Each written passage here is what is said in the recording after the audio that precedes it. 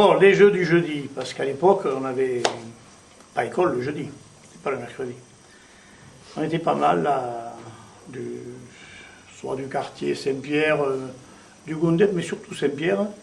Et puis, parce qu'à l'époque, on était par quartier, et il fallait quand même... c'est assez difficile de se mélanger, surtout la rive gauche, il y avait toujours des conflits. Donc nous, le jeudi, bien souvent, on s'amusait au grec. C'est le petit ruisseau qui part du lavoir, vous voyez, qui est sur la route de Dax et qui va. Et puis à l'époque, il n'était pas fermé, il passait devant un grand lavoir. Et puis ce ruisseau passait au ras de l'abattoir. Et nous, on s'amusait au bateau, à des courses de bateaux sur le petit grec. Dans les bateaux, on se les faisait nous-mêmes avec des planchettes, des bateaux qui faisaient 20 cm, au couteau, on se les aiguisait. On mettait un mât de fortune, un bout de chiffon pour faire la voile. Et puis on se les reconnaissait aux couleurs, parce que les feutres n'existaient pas, on ne pouvait pas les... On nous étions à peu près 4-5, et on partait du lavoir, on lâchait les bateaux en même temps, et puis alors on avait toujours, ça s'entrechoquait, on n'avait pas le droit de se toucher, des fois on mettait les pieds dans l'eau pour le chercher, mais le grec c'était petit, ça faisait quoi, sur 80 cm de large, sur 20 cm de profond.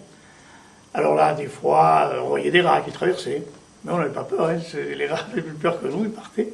Et puis c'était le premier arrivé à ce fameux lavoir, parce qu'il y avait un pont, et c'était le bateau qui arrivait le premier qui avait gagné, donc puis on recommençait. Mais au deuxième voyage, on allait ouvrir une planche qui faisait barrage avant le lavoir. Là on n'avait pas le droit, des fois on se faisait gronder, mais bon. Ce qui faisait que ça menait un afflux d'eau, et alors là, c'était une arrivée chaque fois incertaine, c'était très différent à chaque fois, puis on s'amusait avec ça, bon. Après, vers 4h30, on rentrait gentiment chez nous. Voilà, des jeux tout simples, et puis c'était chaque fois un défi pour le jeudi suivant. Voilà, ça c'était dans les années 52, 54. On gardait les boîtes de cachou, de réglisse, cachou rouge et blanche, je crois qu'elles étaient. Au milieu, pas du côté couvert, que de l'autre côté on faisait un trou. Puis on mettait une ficelle, une petite ficelle de cuisine, sur une longueur de 5 mètres.